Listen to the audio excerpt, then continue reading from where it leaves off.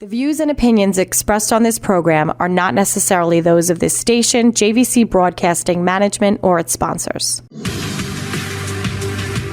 And welcome back to another episode of The Credit Authority. Once again, I am your host, Rhonda Kulch, and I am so glad that you tuned in this week. We always want to get our show started by thanking our sponsors. So once again, thank you so much to Equity First. If you are experiencing credit and or financial challenges, feel free to reach out to any one of their trained professionals. They are bilingual, nationwide, and they are waiting for your call. So this week, I am so excited for our first guest because I have the one and only Chris Ferrari with Weatherstone Mortgage with us today. Thank you for coming in. Thank you for having me. I appreciate it. Good morning, everybody. Yeah, so I know that this was a little bit last minute, so I appreciate you making the accommodation to come on the show.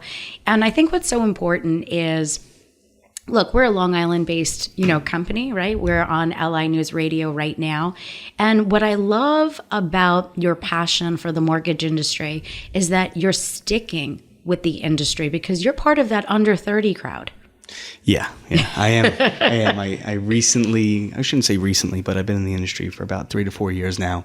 And I got into the industry when it was amazing. First loan I wrote was 199 for 30 years, fixed rate. And now we're in the 7s, 8s, and so on and so forth. So yes. How are you coping right now with the change in the market? That's a great question. You just got to go out and go get loans. At the end of the day, you got to call people. You got to do things that you don't want to do. I have a great structure at work, and I have great higher ups who have seen major changes. Maybe not as major as what we just saw, especially with interest rates, but just going out there, reaching out to realtors, referral sources, family, friends, anybody who can give me business. That's really what we've been doing, just trying to power through a different market. People are scared out there, so you got to kind of not sell them, but comfort them. You need trust in this market. Yeah, no. And, I understand that too, because of course, obviously your, what we'll say, quote unquote, higher up is my friend Nick Cesarini. Yes. Right. So we've had Nick on the show as well in the past. And I think what's important, which you probably don't know about me, is I got started in the mortgage industry in 1996 when I was 23 years old. And most people will ask, tell me a little bit about how you got started, or tell me a little bit about, how you landed in the credit industry. And the truth is, my story, just to share with you, if it leads to any inspiration, is I started when there was really no women. There was no internet. I was still working off of a pager. Just to kind of give you an idea, this is 1996. And essentially what ended up happening was my pathway to my clients when I got involved was through credit.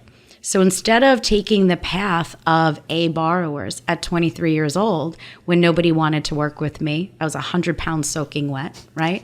I looked like a baby. I could say that. I looked like a baby. Sure, it just got a little tight. And what happened was that instead of me going after everybody's A business and competing against the Nick Cesarinis, I decided to take a different path, which was to give opportunity and hope to the people that had bad credit and felt that they did not have any options.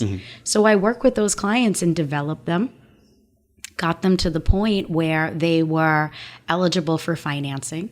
And because I was able to work through those triumphs with them, they were exceptionally loyal. And I actually closed more business in my first year than the seasoned men professionals that had been, sitting around. I developed loyal clients. And that's the trust factor. I mean, if you can change somebody's life like that, they're in a position where they can't buy a home and now they can. Excuse me. It's huge for them. We see it all the time. We pre-approve clients for first-time home buyers, and they're like, I didn't even think I could buy a home. And I'm like, you just got to follow the steps. You follow these correct steps. You have good credit, or you work on getting your credit to a better position, income, assets, things like that, and they fall in love with you. You become their family. And well, you're a likable guy. I've met a lot of people, and you're a likable guy. Thank you. I've been told that. I have the gift of gab. So in this type of field, you need those things. And I pride myself on that. So let's talk about something else for a minute. So we know that you are, again, I'm going to say in that quote, under 30 crowd. Yes. How has networking been for you over the last, let's just say, 6 months? How do you feel that the networking has changed, or perhaps some of your colleagues that would have been, really like your power partners? I'm watching people leave the industry. So how has that been for you? I love networking. I'm in multiple networking groups. I'm in LaTip. I'm the vice president of my LaTip chapter. I've been doing that for over 2 years. I'm in Edge Networking Group. I was one of the first members ever in Edge Networking Group. So I'm constantly networking, but in the past 6 months, there's been a major change. Right now, you're seeing people from 6 months ago who were like, I don't need to network. I'm fine. Now they're scrambling. I got to get in a networking group. I have nothing to do. I'm bored. Let me go meet people. In my opinion, it's a little late, right? Because of the change in the market. Yeah. And my power partners, and even for me, so referring my insurance people, my bank attorney, it's slowed all around. So it's not just me not being able to refer them, it's vice versa. And obviously that's due to the market change, but you have to network. I've learned it from you, from Nick, doing all these major events, that if you don't network, you're never going to get yourself in front of these people.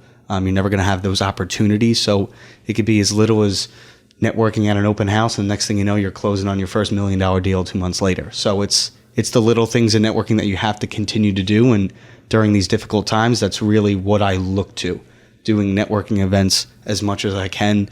I mean, I was speaking to Nick last night, and he's like, just go to a bar, go by yourself. You don't need to go and drink, have one beer for the whole night, but just introduce yourself to somebody, start talking to them, network, and you never know if they need a mortgage or somebody else does. So, and it's funny that you say that, because years ago I was working with an attorney who was only a few years out of law school, and he would come back to the office, and he rented space for me, right, just to make it easy to understand why he was in the office. So he was in the office with me, and he'd come in, and every day he'd have a new client. And I would say, his name was Ed, and I said to him, I'm like, Ed, what are you doing? And he says, don't laugh. I go to the bar by myself. I sit there and I introduce myself to people. He goes, nobody's going to want to grow my brand and my business more than myself. So if I don't have somebody there to push me, I need to learn how to push myself. And look, I went to college, I went to law school, I learned how to go to a bar, right? Call it for what it is. Yeah. So he goes, so I would sit back, and what I would do is go to the bar and I would meet people. And actually, one of our other guests that's coming in today is a friend of mine, Pete Grosso.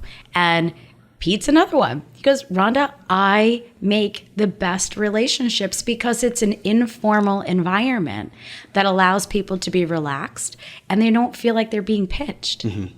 Right? It's just conversation, that really comes up.